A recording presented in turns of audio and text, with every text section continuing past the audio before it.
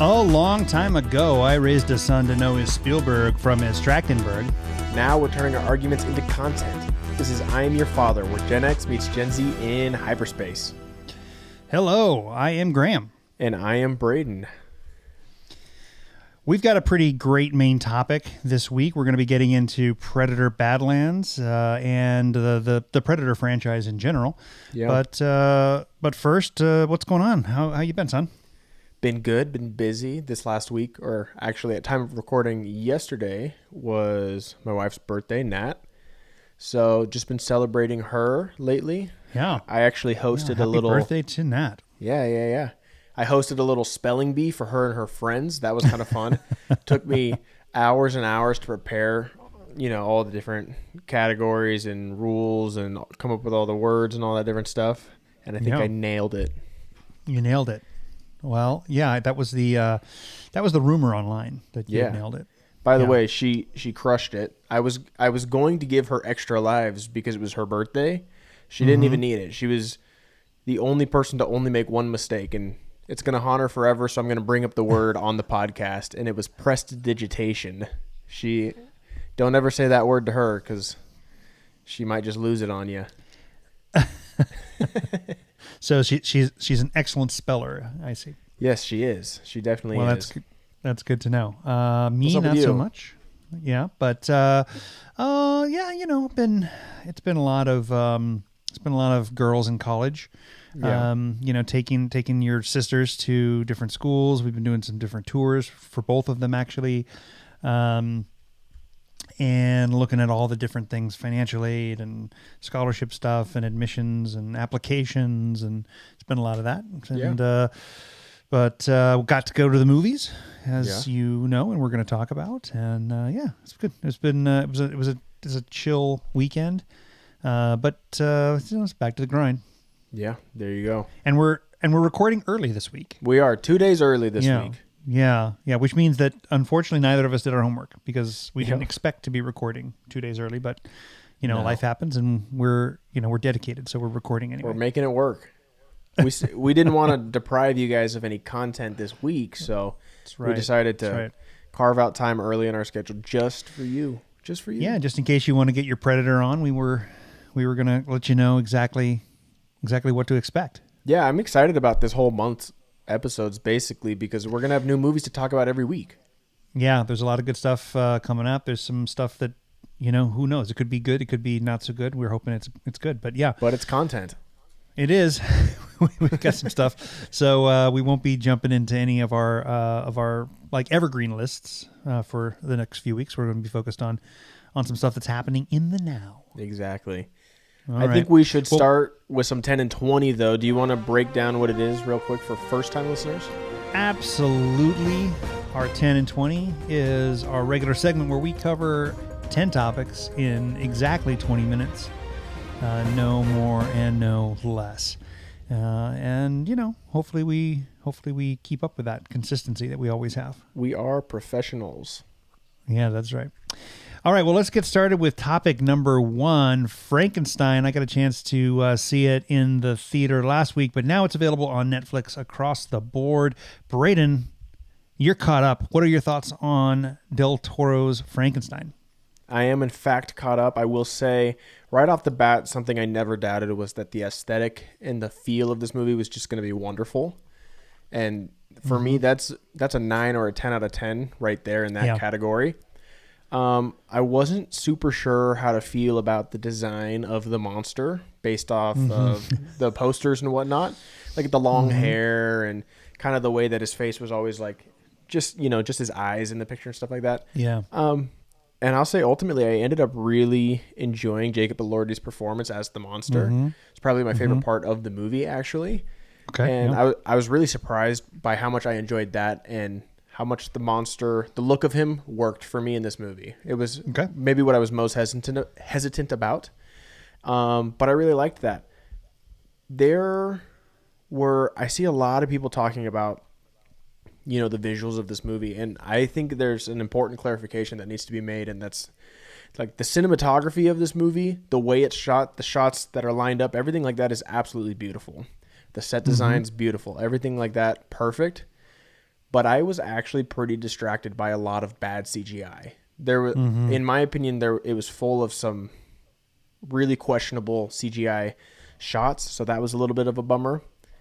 And overall, I really enjoyed it. I haven't really dived into Guillermo del Toro's catalog yet. It's something that I'm needing to do, but I will say for this movie, and mind you, having not seen too many Frankenstein adaptations, I would say that I enjoyed it, but I didn't love it. I think it was pretty good, but not great, in my opinion. Yeah, I think that's a totally fair critique, and I mean the monster was both the best part and at times to me a little distracting as well. Like I think I said in my review, it's a really sexy monster. Yeah, and well, and that is the other thing very too. Beautiful monster. I don't know if it was the way they were lighting him or just prosthetics from day to day, but there were times where I'm looking at this and I'm like, "Yep, that's the monster," and then there are times I'm like, "That is just Jacob Elordi's face." Like it was at different times, it was more him than the monster, which I found weird, and I wasn't sure if that was just coming through because of performance or prosthetics or whatever it was. But it was distracting at times. Fair enough. Well, like you said, good but not great. Yeah. Well, we have some trailers this week. Topic number 2: a trailer came out for the Michael Jackson biopic. Did you get a chance to watch that trailer? Because I did not. Yeah, I did. And listen, if you love Michael Jackson's music, this trailer, it hits all points, and you get some really great visuals as far as the dancing and concert footage and things like that. I believe this is based on the stage play, and which I was lucky enough to see here when it was in LA, and it was good. So I'm looking forward to this. I think it looks pretty good. There was a few areas where I wasn't quite sure about the makeup. And obviously, it'll be really interesting to see how they negotiate the man from the artist. Right. And so that's definitely question. Always a little tricky. We'll see, but I have to say that it's just really difficult to not be in a good mood after hearing Michael Jackson music. It's just of course. so iconic. And so, it epitomizes an era. And so that part looked really entertaining, and so I'm looking forward to seeing it. I'm looking forward to it coming out in theaters. I'll check it out, and I'm hoping that it's good. Yeah, I mean, I need to watch the trailer because I heard a little audio clip from it of just the way that they mashed up some of his songs, and it sounded really cool, like super cool. It was. So I've been meaning to watch it. I just need to do it. Yeah. Well, here's hoping. Yeah. All right. Topic number 3. We've got a new film out with Colin Farrell. Ballad of a Small Player. Braden, you've seen this film. Should I be paying attention to this? I think it's worth watching. Absolutely. I mean, I really enjoy Colin Farrell. Whenever he's on screen, honestly, he's been one of those actors who's really won me over in the last few years. And that's not just with new movies, but as I've kind of looked back on some of his previous performances. Yeah. Tilda Swinton is also in this movie. I don't know if you knew that. I did not. And I'd say I really enjoyed it. It wasn't, I mean, you've seen gambling on screen before, like once you've seen one story about a degenerate gambler, you've seen them all in a way. It's always kind of the same formula of they just keep digging themselves deeper and deeper and deeper and deeper. And you just keep saying, stop, stop, stop, stop, stop, like that's what they all really are. But I will say that I feel that this movie had kind of a visual flair to it and an artistic feeling in the way that they were setting up a lot of different things. So I found it unique in that way. And I enjoyed it. I think it's absolutely worth watching. It's not going to blow anybody away, I don't think. But I think it definitely doesn't deserve all the low reviews that it's getting. It's getting rather low ratings. And I think it's a little unfair. I'm not really sure why. Maybe I'm stupid for enjoying it, but I think you'll enjoy it. I hope so. I when Colin Farrell is good, he's really good. Yeah, yeah, of course. He's one of those actors, and sometimes he's not great, but for the most, like you said, for the most part, when he's on, and I think he does pretty good in this movie. Nothing groundbreaking, but a good, solid performance and a good, solid movie, in my opinion. Yeah, I like a good gambling movie, so I'll check it out. Yeah, good call. Topic number 4, early reviews for Wicked for Good are very strong. Are we surprised at all? A little, I guess. I'm thrilled to see these reviews, but I've been definitely worried. I mean, part one was so damn good, and it's just got a better set of songs in it than Act Two has. Yeah, I agree. And so I mean, there's some winners in Act Two. Don't get me wrong, but it's definitely not the same. So I've been worried, and so it's great to see the 5 or 6 early reviews that are out now are all overwhelmingly positive. And talking about just how great this is, and that it. I even saw one that was saying it could be better than the first. So that's impressive, and really helps me remain optimistic about this. So we're only a couple weeks away from getting to see it. I think about 2 weeks. Yeah, and so probably pretty close to time to getting the tickets, the pre-sale tickets. But I'm really glad to see these reviews. There was a tiny part of me that was scared that they were going to come back and say, it lost the magic, if you'll excuse the pun. Yeah, I mean, I agree in the sense of my opinion being that the second half is much weaker, in my opinion. And I mean, if we just, for one simple fact, as an example, as it doesn't have Defying Gravity in it, like the first part closing out with Defying Gravity was one of the most powerful endings and moments in that entire movie, obviously, if not the most. Yeah. So how they're gonna basically I'm follow getting that chills up, just dude? I know. I told Nat I've seen the movie like 3 or 4 times already. Yeah. And I told Nat, I'm like, all right, so we're watching it again in like a week or two, right before the next one comes out, because I need to.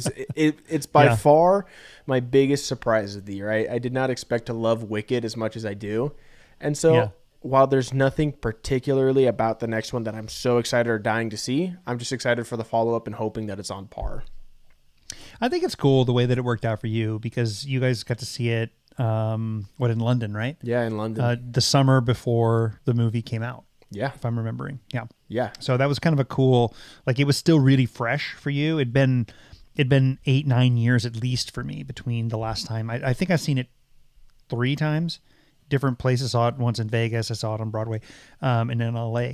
But it'd been at least 10 years since I'd seen it. So there was a gap. I think it's pretty cool that you was right on top of it. And so you had that really fresh comparison. Yeah. Super blessed to be able to get to see it in London. That was pretty cool. Yeah. Yeah. All right. Topic number 5. We've got a trailer for the next season 2 of Percy Jackson. Braden, you have always been a big fan of this franchise from the books. I think you have mixed feelings about the movies, but you've liked the series, right? Are you excited for season 2? What did you think of this trailer? Yeah, I mean, what's interesting about this story is I enjoy the first Percy Jackson movie quite a bit, even though it is complete. I enjoy it as a movie, but not as an adaptation at all. It's a horrible adaptation. Okay. Then the show comes out, and it's a much truer adaptation, but in a lot of ways, it felt rather bland. And I was a little disappointed. I mean, I was enjoying seeing things that we wanted to see that weren't in the movie, but overall, there were several performances that I thought were super bland. A lot of like small story decisions that they made that I thought were like really strange changes that took away tension and intrigue. So overall, like, I would call the first season a disappointment. Okay. But I would say that the second season has looked really good so far. And so I'm cautiously optimistic. I don't want to be let down. Because I grew up reading these books, which I'm going to touch on that in just a second because I think it's funny. But I think that the season 2 trailer looked really good. It's actually my least favorite of the books, which is funny. But it but the trailer sold me on the second season. I think it's pretty cool. But I was just thinking the other day, I think you'll find this funny. I so vividly remember going to Barnes and Nobles or Borders, wherever we were, and you being like, everybody says this book is good. You should read these. Like, I think you'll like these, Yeah. And I just would not. I didn't want to, not interested. and then I just randomly picked up the book one day at my mom's house because somebody let us borrow it, read it, fell in love with it. And you're like, dude, what the crap? Like, I've been trying to get you to read these forever. And now you just pick it up at your mom's house and you love it. Yeah, sometimes that happens to dear old dad. What can you do? I was laughing when it just randomly popped in my head recently. I'm like, oh, poor guy. Anyways, Well, topic number 6. Mummy 4 is officially happening with Brendan Fraser and Rachel Weisz set to return. I did not see this coming. What are your thoughts on this? yeah, I didn't see it coming either. I don't know. You know how it is with Hollywood franchises. Sometimes you think they're dead, and just like the Mummy, it comes back. And Yep. you're Nice. just the real question is, do we need this? We most recently, Rachel Weisz has been still continuing to work. We had her in Black Widow, and she's done some other things. I'm trying to remember the name of the series that she was in recently. It was really good. I'm going blank on the name of it right now. And she played 2 different roles. And Fraser's obviously had a resurgence in his career, but he's not the same guy. It'll be really interesting to see how they pull this off. I'm not trying to, shame Fraser, but He's not the action star anymore. Say that again. He's not the action star anymore. No, he's not. Yeah, sorry, I lost sound for a second. He's not. So it'll be interesting to see if maybe it's sort of a passing of the torch film in a way. If he's like, the older, worn out, wise guy who's dealing with a new version of him, so to speak, and he's the story that we've seen many times before, but it's the safest route for this movie, in my opinion. Yeah. So honestly, I thought that the first Mummy film was fun. Yeah. And I agree. I thought the second Mummy film had a pretty big drop off, and then by the time we got to the Scorpion King and all that, it was just it was laughable. So I think it would be hard for them to make a movie as bad as the last one, but I'm not super enthusiastic about it. Yeah, I agree. I saw this. Everybody's very excited, and I unfortunately don't share that excitement. I just, similar to you, I don't really have faith that it's going to be any good. I would love for it to be, but I just don't see how it will be. Yeah. All right, topic number 7. Recently, we were talking about Drew Struzan and your love for his poster from The Thing, and how that inspired you to watch the film. We've now been told that John Carpenter is working on a sequel to The Thing. You're a big Thing defender. Talk about this. Are you looking forward to a sequel now that you've only just recently been introduced to this franchise or this film? It's not a franchise yet. What's interesting is, well, there is the prequel, which is I have not seen. And I feel like I need to watch it to kind of now understand what this expanded universe is. Apparently the prequel, have you seen it, by the way? There's a prequel? There's like What's it called? like came out and like it's also called The Thing. It's like a remake, but really it's just the lab that they visit at the beginning of the original Thing. So it's like what happened to that first crew. I haven't seen it either. I need to watch it. And so I don't think that John Carpenter was involved with that one. If he was, I don't think very much. The fact that he's working on this one makes me much more optimistic. That it's a sequel, I don't know. I just think it's one of the cooler concepts. Like, it's a concept that just kind of tickles my brain a little bit. It gets me excited. Yeah. And then if they bring back the practical effects, I think it could be really cool. It's one of those stories that could be expanded upon without, completely wrecking what came before. But they just have to be careful with it. They have to, give it some love, show that they actually care, and capitalize on what made the first one so great, and not just, throw money at the VFX companies to make the alien come to life. Yeah. I mean, it's a classic, and so they're treading on hallowed ground, and they're going to, like you said, they're going to have to be really careful, and they're going to have to show it some love. Yeah, I mean, when you create a sequel to a movie of this magnitude, of like this much importance, this much of a classic, you have to hit a grand slam, like at least a home run.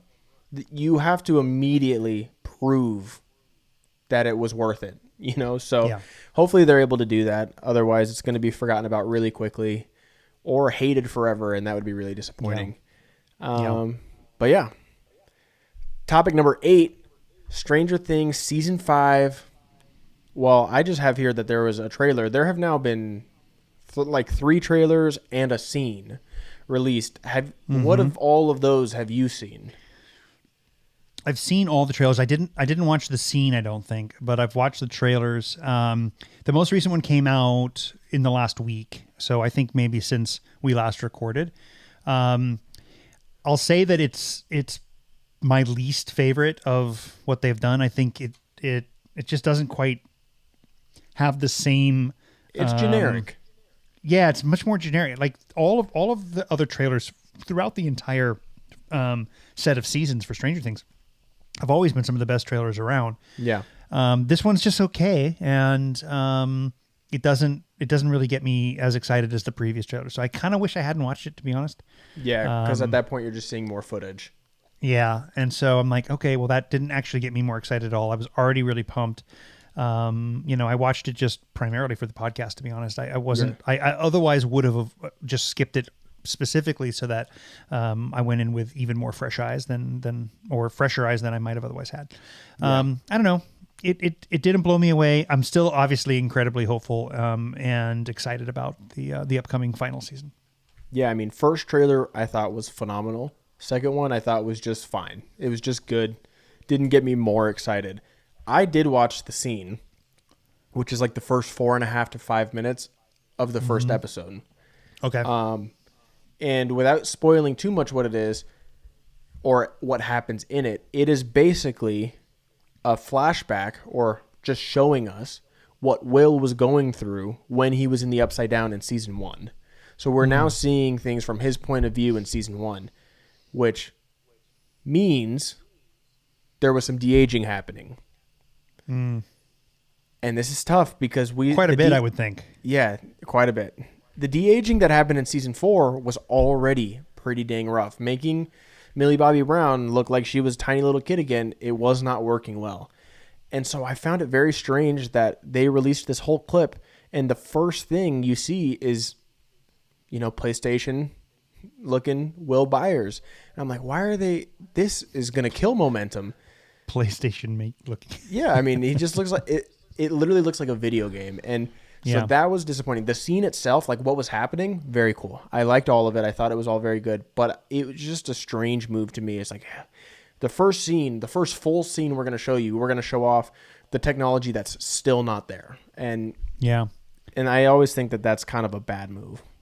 Yeah, it's very, very rare that the de-aging works, and so to rely on it too much is definitely a death wish.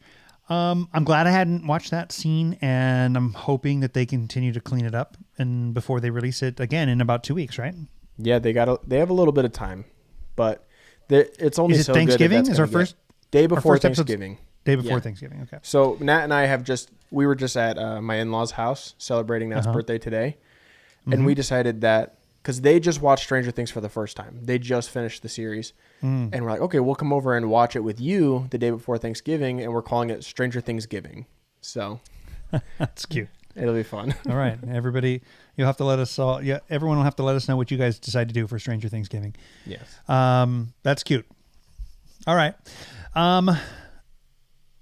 We had a franchise back in the 80s called Gremlins. We now are being told that in 2027 they are bringing Gizmo and the gang back. We don't really know too much else about it, but it is in development, and we're going to get another Gremlins film. So why not? We're going to go back. Speaking of Stranger Things in the 80s, we're going to go back to Gremlins in the 80s. Have you seen either of these films? Do you know what's your connection to Gremlins at all? And as I'm asking you this question, I'm realizing that I'm setting it up for you here, and it's probably the wrong way to go. No, I mean, I have not seen either of them. I honestly have no interest in watching them. The picture of the little guy, the little gremlin, has never been even remotely intriguing to me. And so the level of caring about this news is at an all-time zero for me. I don't give a single crap. Maybe I need to watch the movies, but I just have no interest. There's certain movies like classics that are just like, you got to watch it. I love these movies. And some of them I'm just like, I will not. I do not want to. I don't know why, but I just don't want to. And that's one of them. Truthfully, they weren't particularly good. Especially the second one was pretty bad. Yeah. And you obviously know Gizmo by his reincarnated name, Grogu. And so it's hard to go back, I think, but my guess is that they'll try and go like full horror with this, and really make it sort of a Megan, Chucky kind of, maybe, Five Nights at Freddy's sort of vibe, where it's like, really gets the horror kids excited, really gets your sister excited. Well, while you're on that note, that's another franchise I don't understand at all. I just saw the trailer for Five Nights at Freddy's 2, whatever, subtitle they have on that. I have no idea. Mm-hmm. And I don't get it. I don't get what's so fun or scary about that franchise either. Just, again, zero interest in that either. So I don't have an interest in the Megan franchise. So this seems like it's just going to fit right in the category of I don't care. Yeah. Well, you and I are kind of in the minority there, I think. I mean, they're really popular. It's a popular genre. And I'm sure that plenty of our listeners like it, and we'll get lots of good feedback, really positive feedback. Yes, about they'll be very gracious. Our take on Gremlins. Well, for our final topic, apparently, V for Vendetta and Jimmy Olsen series are both in the works and being produced by James Gunn and DC. Yeah. We kind of already knew about the Jimmy Olsen one a little bit. At least it was being talked about, but it seems that one is definitely moving forward. And this is the first I'm hearing about V for Vendetta. Yeah. Well, I think they were both, the news was released at the same time or similar time as far as some new info about Jimmy Olsen. And then the V for Vendetta, because they're both coming out of DC, and James Gunn is producing. So, I mean, I'm excited about it. I think the interesting thing about the Jimmy Olsen thing is that what I was reading was that season 1 is going to be focused on Gorilla Grodd as the primary villain. We haven't seen him in a live action before, other than the CW show. Right. Yeah. So it'll be cool to see what they do. If they do anything remotely in keeping with the quality that we got out of Penguin. I realize it's not the same specific slice of the DC multiverse, but if HBO delivers that kind of quality on Grog and this Jimmy Olsen series, it should be cool. But I'm significantly more excited about the idea of V for Vendetta as a series. I'm hoping that they really lean into this sort of like a hard-hitting British crime procedural with V at the center. I think that movie is really underrated, but it does have some flaws, and it does at times feel rushed. Yeah. So giving V for Vendetta the opportunity to really breathe in a 10, 12 episode season, probably it'll end up being 8, who knows, but giving it that kind of breathing room, that sounds pretty exciting to me. Yeah, that could definitely be cool. It's a good movie. Just so you know, it's Grodd, not Grog. Oh, I'm saying it wrong. Gorilla Grodd. But, they'll come for you. What would be really cool is if we could get that, but on like a Planet of the Apes level visual. If we could just get a really completely real but large gorilla, that'd be sick. I think that'd be pretty cool. I doubt it. Those movies kind of are something else when it comes to that, but that'd be pretty cool. I'm for it. What did I say? What? Did I say Grog? Is that what I said? Yeah, Grog. Like groggy. Yeah, that one's going to haunt me. Oh, man. They all are going to haunt you. You got lots of those. And plenty more coming, trust me. Plenty more coming. There's more where that came from. Thank you, son. Keep I the appreciate change. That. All right. That was our 10 and 20. We got through it in, right on the dot, right on 20 minutes. Did we actually? No. Okay. How over were we? I felt like that went pretty quick. Like 3 minutes over. 30? 3 minutes. I said 30 and realized how absurd that would be. So yeah, I had to walk it back quickly. That's pretty good. It felt like we moved about as quick as we could have there. Pretty quickly. Yeah. Should we get into our main topic? Yeah, we absolutely should. What order do you want to do this? Because I know we're going to do Badlands and we're going to break down the franchise as a whole. Mostly you, because you've done a very recent rewatch, and I have not. But what order do you want to do all that? Yeah, why don't we do the ranking quickly, and then because that'll kind of take us into the conversation of Badlands, and we'll go from there. So I'm gonna go in reverse order on the ranking, if that works for you.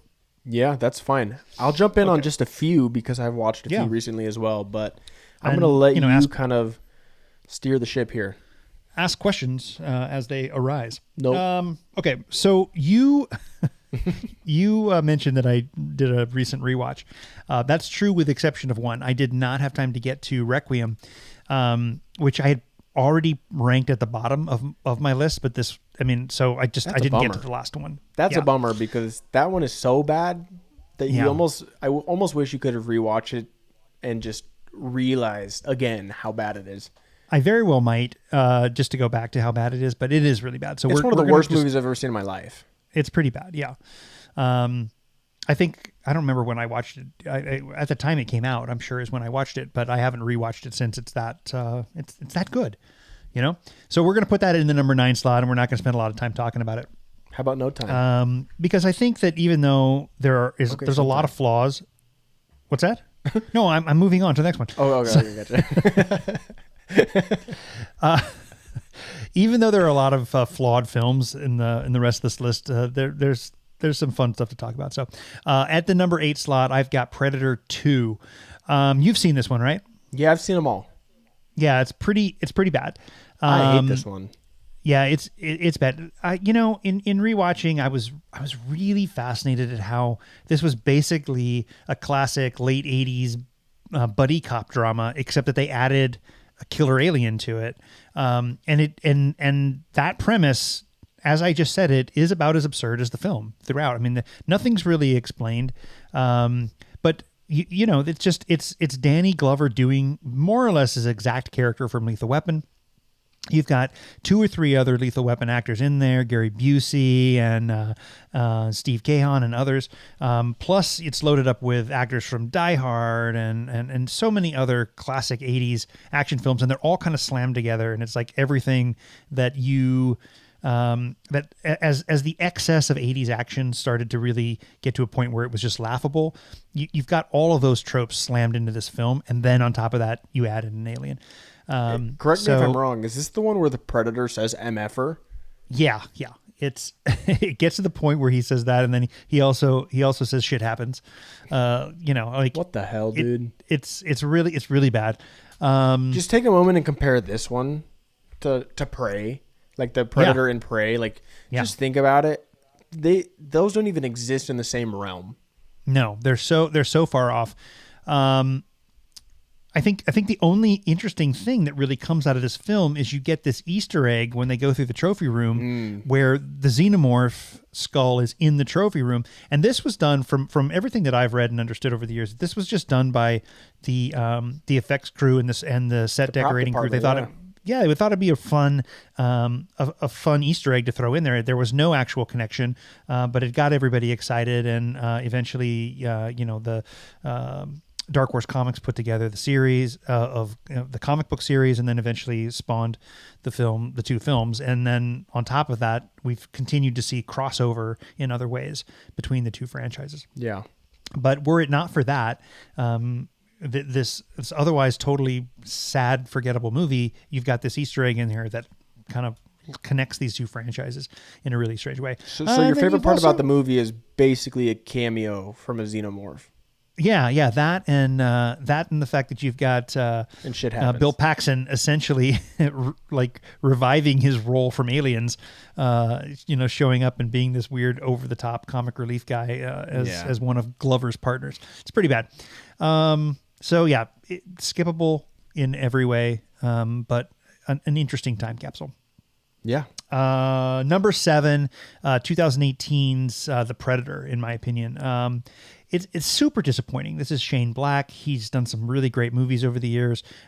This one is just not. It's not that good. It's not that good. It's really bad. It's got a super overstuffed cast. You've got tons of people who are just fighting to see who can be the breakout star of the film and who can show their chops. Between whether it's Boyd Holbrook or Thomas Jane or Alfie Allen or Keegan-Michael Key, even more so.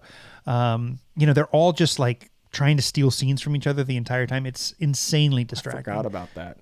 Yeah. You've got Sterling K. Brown too, and Jake Busey. We've got both Buseys, father and son, now in the franchise, both in really disappointing films. and it just doesn't work. The whole premise, the whole thing just really falls flat and is a pretty disappointing film. Sadly, it's kind of par for the course. I mean, if we went through chronologically, there's not a ton of really good quality stuff here, but No, it's a this franchise one is that's more bad than it is good for sure. it really is. It really is. Yeah, I remember when this movie came out, I was kind of intrigued by the trailers. Didn't really care. I don't think I'd seen any Predator movies at that point. This might have been the movie that inspired me to watch the Predator movies, if I'm remembering correctly. So I went through them, and I was actually excited to get to this one. Even though it was bad reviews, I'm like, new visuals, it can't be that bad. And Shane Black. Yeah, and Shane Black. And I'm like, no, it's that bad. It's actually worse. This movie is cut together. You would never know it was Shane Black. This movie is laughably bad. Like, laughably. I was just rolling my eyes and also so incredibly bored. It was just a horrible combination. Yep, agreed. So we're 3 in and we don't have a good one yet. So, sometimes we do these lists and it's like, you know what? Honestly, it's hard to decide what's in 8th place because these are all good movies. This is the opposite of that. It's all going to of be a these while are rearrangeable. Because they're all It's going to be bad. a while before we get to a good one. But I do have something good to say about this one here in number 6. AVP, Alien versus Predator, was better than I remembered. To be honest, I was surprised that I was really ready to have it in the 8 or 7 slot, but it moved all the way up to 6 for me. I'm surprised to hear that it's higher, that it's where it is for you. Yeah, because it feels blasphemous. We're such Aliens fans, but I had a similar experience the first time I watched this movie. I remember just hearing that the Alien versus Predator movies were the worst movies ever. Yeah. And this first one, I was like, I think I kind of enjoyed that a little bit. Like, it's bad, but it's kind of fun. It has its moments. To be clear, it's not good, but it's also not bad. And that's saying something considering the other films that we've been talking about so far. Because Predator 2, Predator 2 and Requiem are all really bad. So AVP is watchable, and there are times when it's fun, and the practical effects, particularly with the xenomorph, are pretty good at times. Yeah. Especially if you compare it to some of what we saw in some of the Alien movies themselves, the pure Alien movies, 3 and Resurrection. I agree. The effects on the xenomorph are good. So this is a totally watchable film, and it makes you kind of excited and intrigued for what could be a quality crossover between these two franchises. And it's not bad, but it's not good either. It's one of those in between. My question for you, moving on to your next entry, is this the point where we cross over into good movies, or are we still not breaking the curse? I think this is where we're crossing over into watchable movies, not necessarily good movies. Okay. I'd agree with you. For my next pick, I'm picking something. I'm putting in something that I think a lot of our audience will probably disagree with. I'm putting the original '87 Predator with Arnold in the 5 slot. I think a lot of people would have this 3 or 4 at best, but because it is considered such a classic. But I do think that I do think that it's only 5.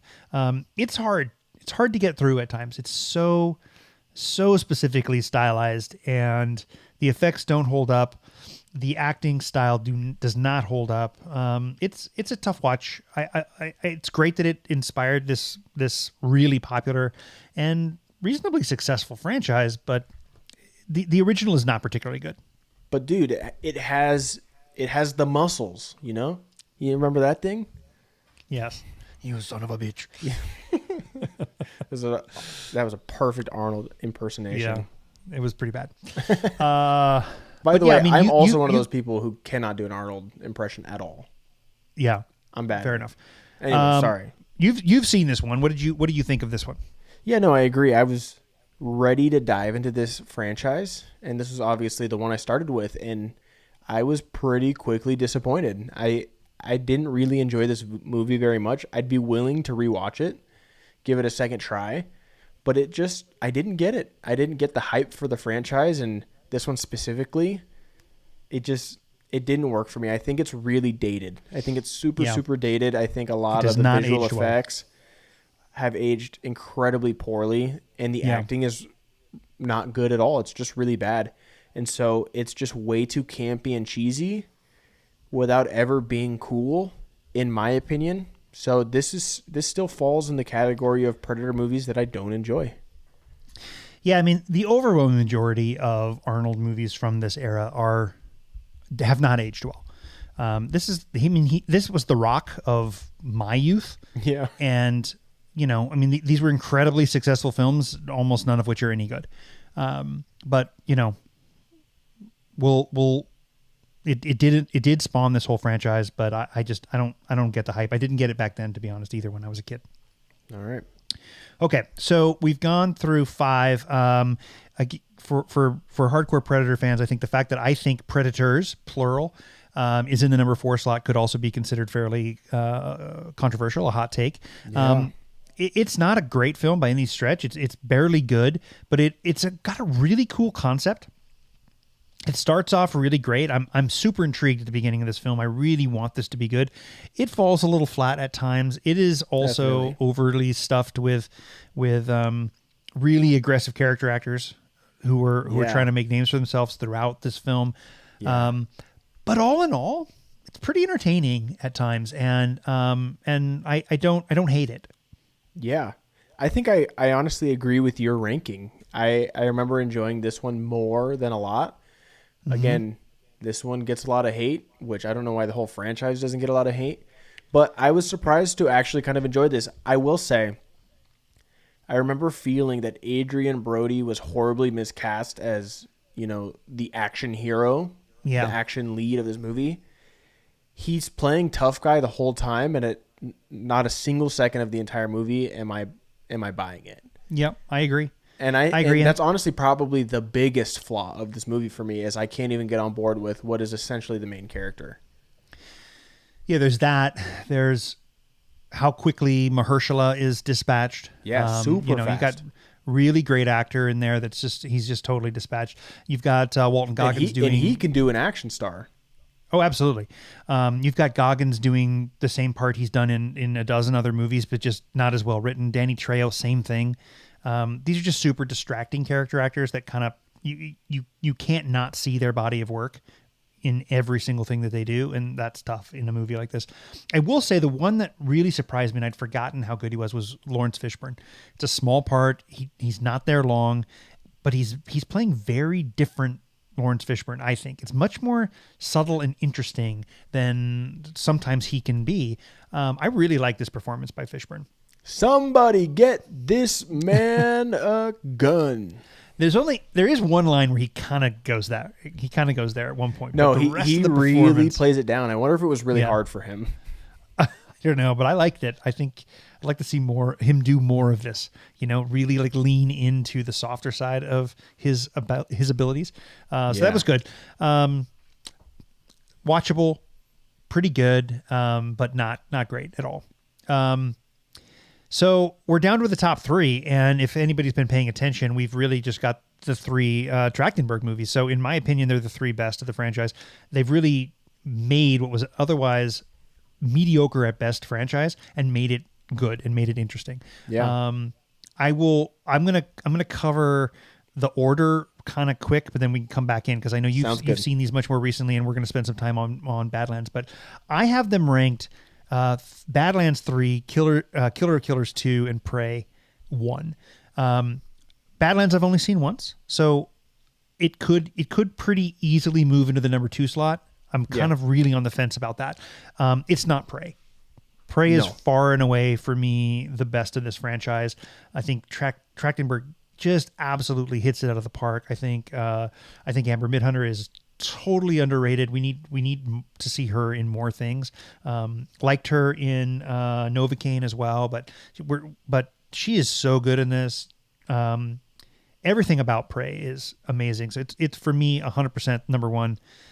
Killer's a great animated entry at number 2, and then Badlands, which we'll dive much deeper into, in the number 3 slot. What do you think about that last bit there? Yeah. Well, First of all, I agree with you on pretty much everything you just said, where I feel like Badlands and Killer of Killers could go either way.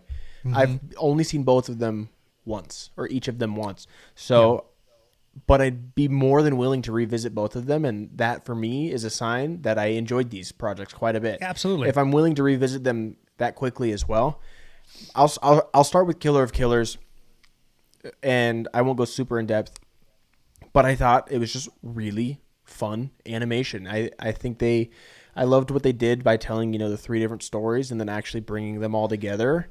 Yeah. I feel like they extended the lore of the Predator in an actually interesting way. I do think it's funny that the Predators spoiler alert, don't really win at all in those movies. They get kills, but never the main characters. Yeah.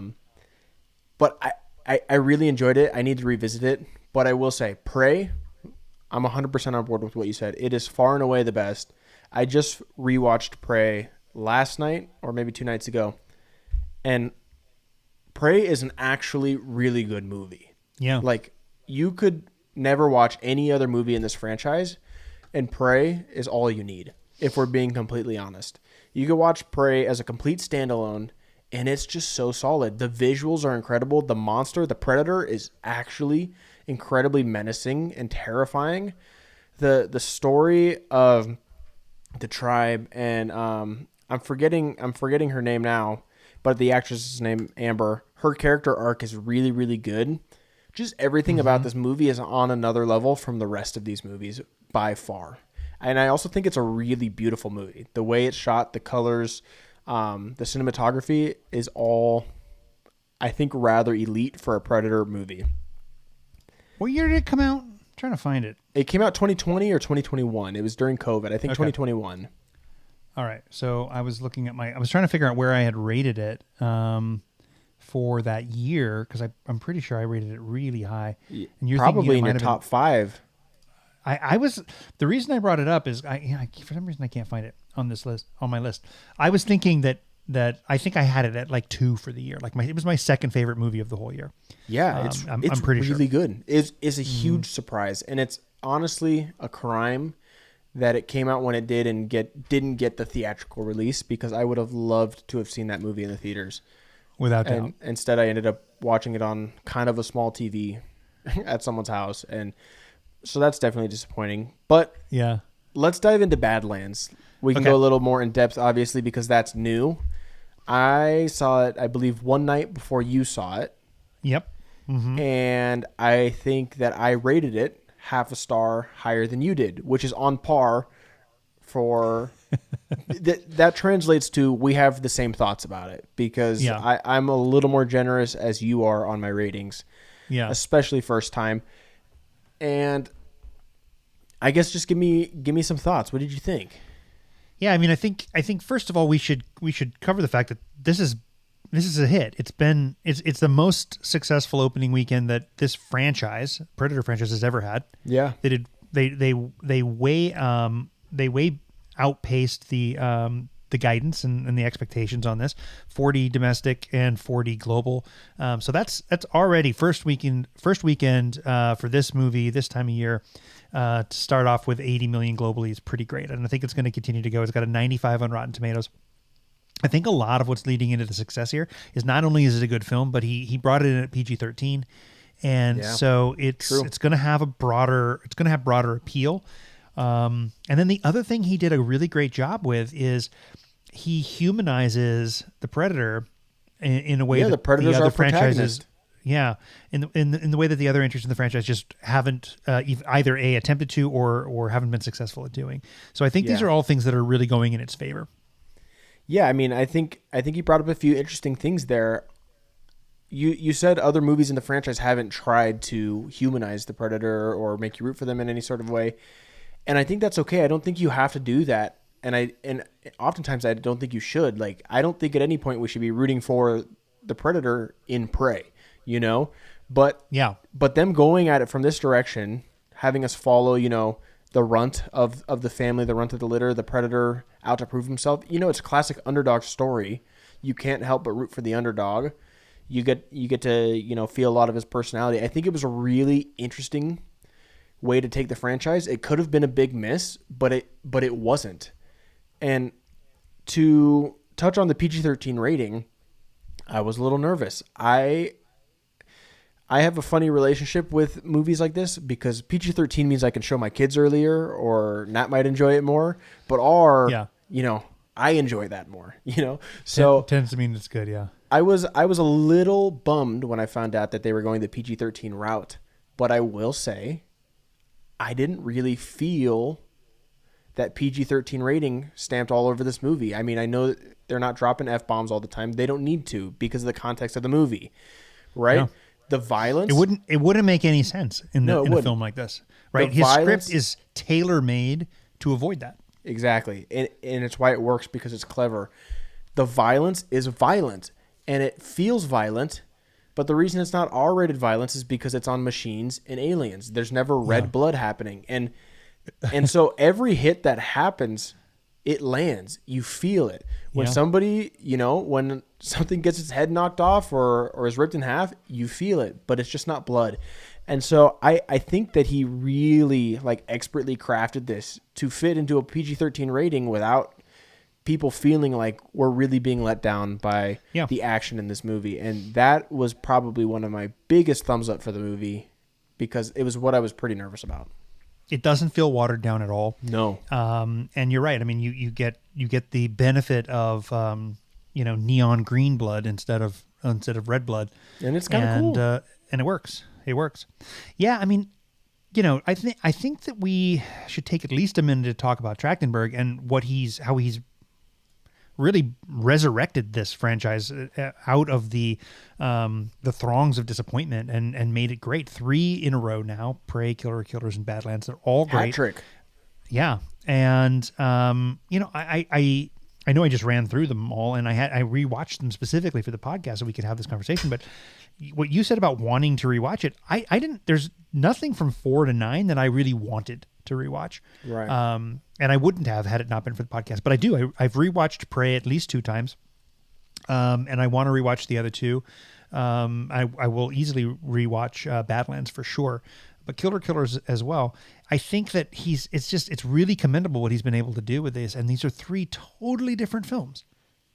Yeah. And they somehow all work together. Yeah. No, he's clearly passionate about the franchise and you feel that. And he's passionate and capable. Like he's completely competent in giving us. Yeah. And you just nailed it. It's so cool that they're not all just the same vibe. They are all 3 so different. They really are, but they're all good. Prey is my favorite, his first one by a long shot, but I've really enjoyed the others. I thought this was a really fun movie. I would gladly see it again. I do have one critique. Okay. Well, I mean, there are plenty of critiques overall for the movie because it's not a perfect movie by any shot. But I have one major critique, and I will say that I personally found our Wayland Yutani synth Elle Fanning to be rather annoying for most of the movie. I couldn't disagree more. No, dude. For the whole, I will say at least her first half of her screen time, I was just not buying it. I thought it was bad. I thought it was annoying. It really calmed down, and I started to root for her later on. But earlier on in the movie, that was actually the moment in the movie when I started to find myself enjoying it less. I totally disagree. I thought she was great. I appreciated her performance. Her performances. She brings really specific performances to the 2 different versions of the synth, and I really liked her a lot in this. I don't really get why you didn't like that performance. I thought it was funny in the right way. There was a sarcasm to it, but there was also this childlike optimism that I really appreciated. And I personally think that I liked that so much more than Bud and the inclusion of a cuddly sweet plushy toy alien, to sell. I could have totally done without Bud. I would have wanted more. So I think that was kind of why I didn't like Bud, I think too, is because to me, he already had a sidekick. He already had comic relief in the synth. And so, I don't know. I liked it a lot, actually. Okay. Well, you know, there's plenty to talk about in this movie. We shouldn't go on forever. But another thing that I really appreciated is right off the bat how dangerous the predators felt. Like right off the Mm-hmm. bat, they introduced stakes. Like within the first 5 to 10 minutes of the movie, you feel that like it's brutal. It feels Yeah. really brutal, and then you feel that Deck is the runt of the litter, and he's kicking ass on this planet. You know, he's kicking Yeah. ass the whole time. I mean, he's struggling a little bit as he's like finding his footing, but he's kicking ass. Even when he comes up against the what is it called the I don't know trilodite the thistle something weird. Even when he comes up I don't against this even thing that remember. nobody can kill, he is holding his own until Yeah. obviously we realize why they're hard to kill. But he comes up against this giant monster and he essentially, as far as we're aware, defeats it. And it's just crazy. Like he's the runt Yeah. and he's kicking ass.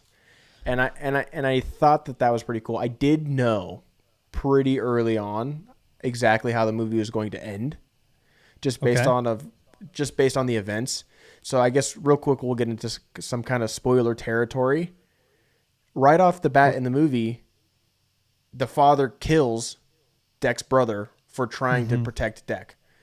Deck goes off, and as he's becoming more and more competent, I just am 100% certain that this movie's going to end with him returning, with or without the head, and killing his father. That was just a given.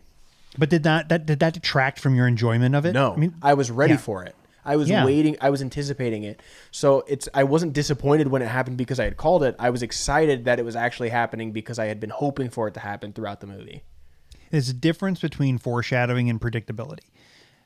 If it's done well and it's foreshadowing and you identify it, then you are anticipating it in an excited way as an audience member versus something that's cliche and obvious. You're like, okay, well, they're going to pretend like this is some big reveal, but it's not. This was Definitely. the first, yes, there was foreshadowing and they delivered on it in a way that was really cool. I have a question for you. Yeah. This movie is the first in recent memory or recently to kind of start toying at the idea of Weyland Yutani, the aliens, the alien franchise existing in this same Predator franchise. To me, this seems that, I mean, this was much more than an Easter egg. She was a main character in the Yeah. movie. Yeah. So to me, this kind of feels like they're telling us that that's kind of where they're heading again. Maybe a do-over on the Alien versus Predator franchise. Yeah, I mean, for me, what they did here is they told us a Predator story, but they gave us a little alien like setting. Like Yeah. they made it alien adjacent to the point where it was cool. And what it really got me excited about is the idea of Dan Trachtenberg doing an alien film. Good Like thought. Good is thought. he going to slide into that direction? I Maybe will he does say one that of those and then he does a crossover after. That'd be yeah, sick. yeah, it would. So I'd be really curious to see what happens with the Alien franchise in his hands because he's done such a great job with this one. I did notice. I think I saw a skull from the Alien from Independence Day in the trophy room. So that part made me a little nervous. I was like, I don't want this to spawn a whole other No. a whole other Hopefully crossover that's combo. just an actual Easter egg and Yeah. and not any kind of foreshadowing or hint as to the direction we're going. But I'm also glad that we didn't see a xenomorph or hear mention of a xenomorph in this movie. Yeah. No. I was a little nervous that might happen because of For how much sure. Weyland Yutani there was. We had our synths, we had our mother, and that was about it. And I'm happy about that. But then also, very much so, in Weyland Yutani fashion, we have them trying to capture this alien, this beast, to experiment on and pull resources from. So they pulled perfectly without overstepping, without crossing any lines and turning it into a premature Alien versus Predator movie. I really appreciated it. It's not a perfect movie. It was completely fun and enjoyable, and I would be very, very open to seeing it again rather soon. Yeah, thoroughly entertaining film, and really excited to see what this guy does in the future with not only this franchise but just in general. Yeah, he's impressing us clearly. All right, well, we've ranked and we've debated. We disagreed though, not about who shot first. It's all just another day in the galaxy. So whether you're Gen X, Gen Z, or somewhere lost in the timeline, please continue to listen, like, share, and subscribe. Please subscribe to I Am Your Father. Until the next episode, remember that with great power comes a great second breakfast, but winter's also coming, son. So may the Force live long and prosper with you. Shit happens.